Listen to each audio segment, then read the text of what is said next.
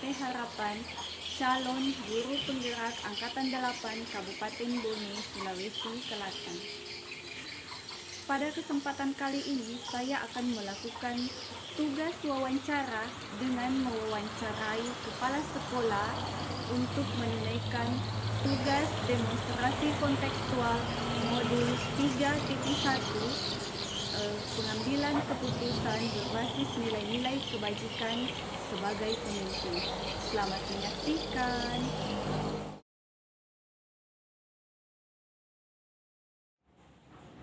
Assalamualaikum Bu. Waalaikumsalam. Ada yang bisa saya bantu, Dek? Iya Bu. Di sini perkenalkan saya ini Asmawati, calon guru penggerak Angkatan 8. Di sini saya ditugaskan untuk mewawancarai satuan pendidikan atau kepala sekolah yang ada di sekolah sebagai tugas dari modul 3.1 itu adalah pengambilan keputusan berbasis nilai-nilai kebajikan sebagai pemimpin. Di sini bagaimana kabarnya Bu? Alhamdulillah sehat. Kalau Ibu Asmi sendiri bagaimana? Alhamdulillah. Mungkin ada yang saya bisa bantu, Dek? Terkait dengan tugas DGP yang saya sampaikan tadi, bahwa saya ditugaskan untuk mewawancarai Ibu sebagai kepala sekolah. Di sini Ibu sudah punya pengalaman yang real, yang sangat luar biasa sekali, karena dalam memimpin sekolah ini yang sudah terbilang cukup lama. Dan di sini juga saya akan banyak bertanya tentang bagaimana mengambil langkah-langkah dan keputusan-keputusan yang bertanggung jawab. Khususnya kepada Ibu, di sini saya ingin menanyakan, pernah tidak Ibu mendapatkan atau dihadapkan dengan dua hal yang terkait dengan nilai-nilai yang sama-sama baik tetapi saling bertentangan pada saat yang sama? Ya, pernah. Tentunya pernah. Jadi ini saya sudah hampir 20 tahun ya menjadi kepala sekolah di sini. Ya, tentu di sini masalah-masalah ini datangnya dari misalnya penyampaian guru bidang guru kelas kepada saya ketika menghadapi kasus-kasus seperti contohnya dia menyampaikan kepada saya, Bu, bagaimana ini Irwannya nilainya tinggi di bidang di mata pelajaran ini kesenian olahraga dia tinggi, tapi di mata pelajaran yang lainnya pengetahuannya dia kurang. Nah, tentu itu juga menjadi dilema, karena di sisi lain siswa ini menonjak sekali atau tinggi nilainya di bidang kegiatan ekstra dibanding siswa yang di bidang pengetahuan. Itu yang sering, bukan hanya saat tahun ini, tahun-tahun yang lalu juga sering ada penyampaian dari guru. Jadi itu guru di sini, Dek, setiap dia menghadapi masalah dia selalu menyampaikan kepada saya. Tapi kapan misalnya masalah itu, mungkin masalah itu hal yang kecil, dia bisa selesaikan di kelasnya sendiri, ya dia selesaikan sendiri. Tapi kapan itu menjadi mungkin terlalu beban, dia tidak bisa menentukannya secara pasti, barulah dia menyampaikan kepada saya. Nah, itu salah satu contoh misalnya. Baik Bu, jadi setelah kita mendapatkan kasus seperti itu, bagaimana Ibu bisa mengidentifikasikan bahwa ini adalah dilema etika ataukah bukan moral? Di sini kalau saya melihat dari sudut pandang moral dan hukum, itu kasus tersebut melanggar hukum, maka sudah tentu benar melawan benar, yaitu. Namun jika masih dikatakan benar melawan benar, masa tersebut adalah dilema etika. Barangkali semacam itulah pengertiannya. Jadi setelah itu bagaimana Ibu bisa menjalankan pengambilan keputusan di sekolah Ibu, terutama untuk kasus-kasus di mana ada dua kepentingan yang sama-sama benar atau sama-sama mengandung nilai kebajikan? Jadi kita harus dulu mengidentifikasi kasus tersebut. Jadi dalam hal menentukan identifikasi tersebut, kita terus harus banyak-banyak mewawancarai guru tersebut, guru yang menghadapi masalah. Jadi tidak serta-merta kita harus langsung terjun langsung, tapi tentu wali kelasnya atau guru kelasnya lebih banyak mengetahui, lebih bisa mengidentifikasi penyebab masalahnya apa. Oh iya, jadi penyebab masalahnya itu gurunya langsung yang mengidentifikasi, Bu, ya. Nah, terus jika sudah seperti itu, langkah-langkah atau prosedur apa yang biasa Ibu lakukan selama ini dalam pengambilan keputusan itu? Tentunya itu kita harus menentukan dulu penyebab masalahnya apa. Iya. Yang menentukan masalahnya apa. Kemudian itu kita melibatkan semua, mengadakan diskusi, mengundang semua guru, ya, untuk membahas ini masalahnya, ini disebabkan karena apa. Jadi kita tidak boleh memberi satu keputusan antara saya saja dengan wali kelasnya yang bersangkutan, tapi kita harus mengundang semuanya, karena kadang dalam satu kelas itu juga biasa menemukan masalah seperti ini. Jadi secara tidak langsung masalah itu kita bisa pecahkan dan bisa juga diketahui oleh guru kelas yang menghadapi masalah yang seperti itu. Iya. Jadi di sini ada unsur kolaborasi, Iya, Bu, ya. kolaborasi. Jadi kita di sini di sekolah Ibu yang Ibu pimpin ini menjunjung tinggi nilai-nilai kolaborasi antara kepala sekolah dan seluruh stakeholder yang ada di sini. Terus setelah itu, hal-hal apa saja yang selama ini sudah dianggap efektif dalam pengambilan keputusan pada kasus-kasus dilema etika itu, Bu? Kemudian itu dan sebelumnya itu kita harus melakukan dulu analisis kasus.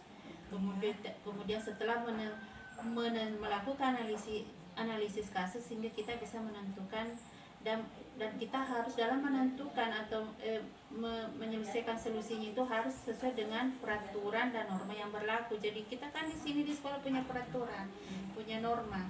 Jadi tidak serta-merta kita harusnya begini, tapi kita harus dulu menyesuaikan apakah sesuai dengan peraturan atau norma yang ada di sekolah ini. Jadi setelah analisis kasus, kita baru melanjut pada keputusannya. Adakah tantangannya? Adakah tantangan dalam pengambilan keputusan dilema etika ini, Bu? Tantangannya. Iya. Yang tantangannya di sini kadang dalam mengambil keputusan itu mungkin secara tidak langsung atau kita ketahui mungkin ada yang bertentangan. Iya. Ya, ada yang bertentangan, sehingga itu kita harus berpikir betul, berpikir sebaik-baiknya, jangan sampai keputusan yang kita keluarkan ini ada yang menjadi bertentangan dari peraturan atau mungkin dari secara lisan maupun secara tertulis. Jadi di sini Ibu sudah menjabarkan tentang cara-cara Ibu mengambil keputusan, juga bagaimana tantangannya dan bagaimana cara Ibu berkolaborasi dengan seluruh stakeholder yang ada di sekolah. Nah, di sini apakah Ibu memiliki sebuah tata kala atau jadwal dalam sebuah penyelesaian kasus dilema ini? Apakah Ibu biasanya bertindak secara langsung di tempat itu, ataukah memiliki sebuah jadwal untuk menyelesaikannya? Bentukkah, prosedurnya kah, seperti apa yang biasa Ibu jalankan? Biasanya itu mungkin guru dalam mengajar di dalam kelas itu tentu kadang itu guru dihadapkan sebuah masalah, tetapi kapan masalah itu bisa diselesaikannya sendiri, silakan guru menyelesaikannya.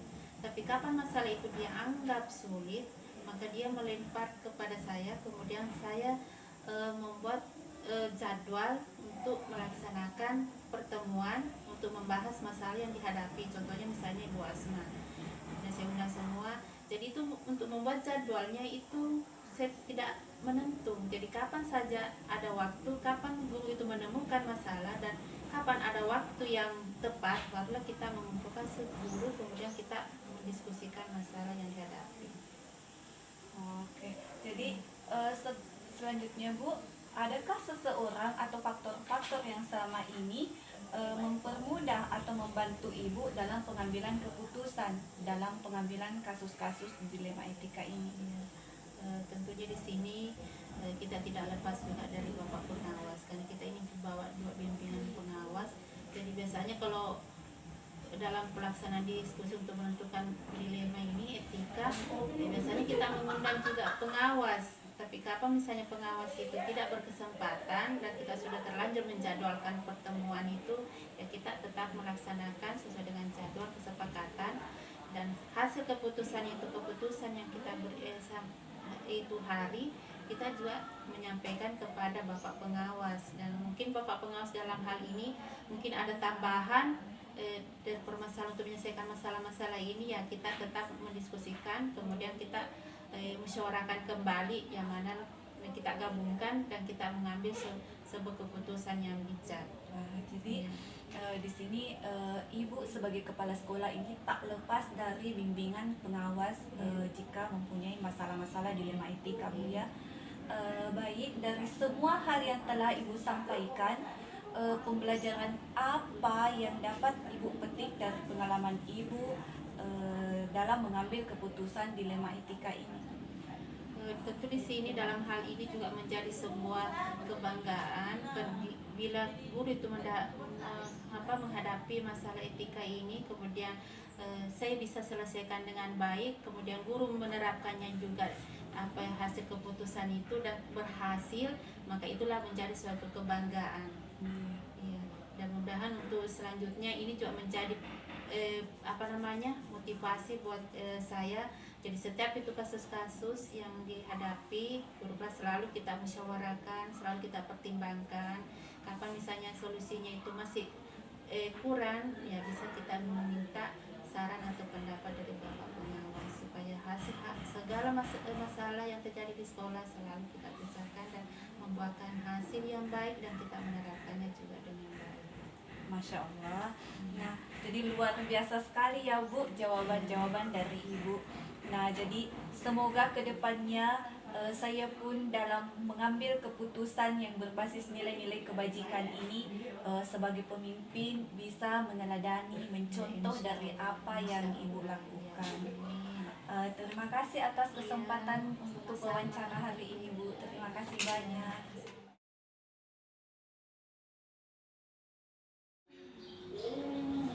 Assalamualaikum Pak. Waalaikumsalam warahmatullahi wabarakatuh. Selamat siang Pak, apa kabarnya? Selamat siang, kabarnya baik-baik aja. Alhamdulillah. Kalau Ibu sendiri bagaimana kabarnya? Alhamdulillah Pak, juga dalam keadaan baik. Begini Pak, Iya. terkait dengan tugas saya sebagai calon guru penggerak, maka saya di sini ditugaskan untuk mewawancarai Bapak sebagai kepala sekolah. Dan di sini juga nanti saya akan belajar banyak hal tentang kiat-kiat dan cara-cara pengambilan keputusan dengan berbasis nilai-nilai kebajikan sebagai pemimpin. Nah, khususnya kepada Bapak yang sekarang ini sudah menjabat sebagai pimpinan, tentunya memiliki pengalaman yang real yang sudah luar biasa selama ini. Pernahkah Bapak dihadapkan dengan dua hal yang mungkin sama-sama baik tetapi saling bertentangan pada saat itu? Iya, kalau menurut seperti itu ada dilema.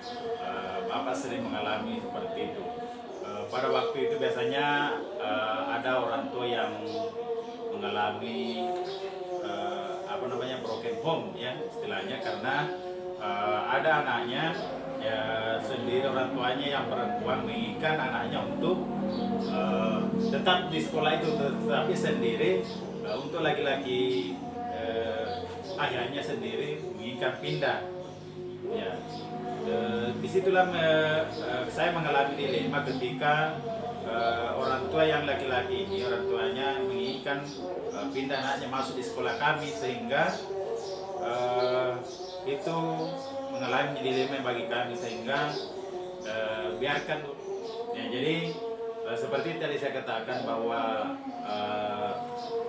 anaknya ini akan mengalami nanti dilema juga bagi anaknya untuk belajar, karena posisinya orang tuanya broken home. Oh iya, seperti itu ya Pak. Lalu setelah itu bagaimana Bapak bisa mengidentifikasi kasus-kasus itu apakah merupakan dilema etika atau kebijakan moral? Kalau berdasarkan kita lihat masalahnya, ketika masalah tersebut merupakan masalah yang sangat pelik dan mengharuskan ada pilihan-pilihan yang kita ambil yang sama-sama baik, sehingga itu bisa mengidentifikasi oh ini termasuk dilema etika seperti itu. Oh iya, baik Pak. Nah, jadi setelah itu bagaimana Bapak mengambil keputusan di sekolah Bapak, terutama untuk kasus-kasus di mana ada dua kepentingan ini yang memang sama-sama benar atau sama-sama mengandung nilai kebajikan, Pak? Ya, biasanya ketika ada masalah di sekolah seperti itu, maka Bapak memanggil guru wali kelas guru tersebut untuk membicarakan hal-hal yang masalah yang terkait dihadapi di sekolah. Dan biasanya saya juga menghadirkan komite sekolah sebagai pemangku kepentingan di sekolah untuk memberikan sumbangsi dalam melakukan membuat solusi yang terbaik untuk kepentingan bersama. Nah, seperti itu. Jadi biasanya diawali dengan langkah musyawarah untuk membuat suatu keputusan yang lebih baik. Ya begitu ya Pak. Jadi setelah mengambil dalam musyawarah itu Bapak melibatkan komite sekolah yang terus langkah-langkah atau prosedurnya seperti yang biasa kita lakukan selama ini yang bagaimana Pak? Ya, langkah-langkahnya biasanya langkah memanggil dulu rekan guru yang bermasalah muridnya, kemudian menentukan kapan bisa mengadakan wawancara dengan bersama dengan komite sekolah atau pemangku kepentingan di sekolah seperti itu. Oke, baik Pak. Kemudian hal apa saja yang selama ini Bapak anggap efektif dalam pengambilan keputusan pada kasus-kasus dari dilema etika seperti itu Pak? Bisa diulang kembali pertanyaannya, saya kurang jelas. Kan Bapak tadi sudah mengatakan bahwa kita melibatkan komite sekolah dalam pengambilan keputusan. Nah, langkah-langkah atau hal-hal apa saja yang selama ini Bapak sudah anggap efektif dalam pengambilan keputusan pada kasus-kasus dilema etika itu? Ya, jadi selama ini dalam pengambilan keputusan itu langkah-langkah yang diambil itu yang pertama tadi itu mengidentifikasi dulu masalahnya ketika masalah itu sangat berat, maka akan melibatkan seluruh pemangku kepentingan di sekolah seperti komite sekolah agar semua selanjutnya Pak, hal-hal apa saja yang selama ini Bapak anggap efektif dalam pengambilan keputusan pada kasus-kasus dilema etika itu? ya, jadi untuk mengambil suatu keputusan itu yang saya anggap efektif adalah melalui musyawarah dulu, itu sangat efektif. Dan yang paling urgent juga adalah mengidentifikasi masalah yang dihadapi. Jadi identifikasi apakah berat atau ringan. Ketika berat maka sebaiknya kita menghadirkan semua stakeholder yang ada di sekolah seperti itu. Jadi pada kasus ini Bapak identifikasi masalah dulu, kalau berat ringannya baru Bapak memanggil semua komite, kepala sekolah dan seluruh stakeholder yang ada. Selanjutnya Pak, setelah itu adakah tantangan dalam pengambilan keputusan pada kasus-kasus ini Pak? Ya, tantangannya biasanya ketika masalah tersebut sangat berat, maka biasanya sangat lama dalam menentukan keputusan akhir yang diambil sebagai final mengambil keputusan. Ya, kemudian itu kan biasanya menyangkut masalah kemanusiaan, itu biasanya mengesampingkan aturan yang ada seperti itu. Oke, baik Pak. Selain itu, pada saat kita melakukan pengambilan keputusan, apakah Bapak memiliki sebuah tata kala atau jadwal tertentu dalam sebuah penyelesaian kasus dilema etika? Ataukah langsung Bapak selesaikan di tempat atau memiliki sebuah jadwal untuk menyelesaikannya?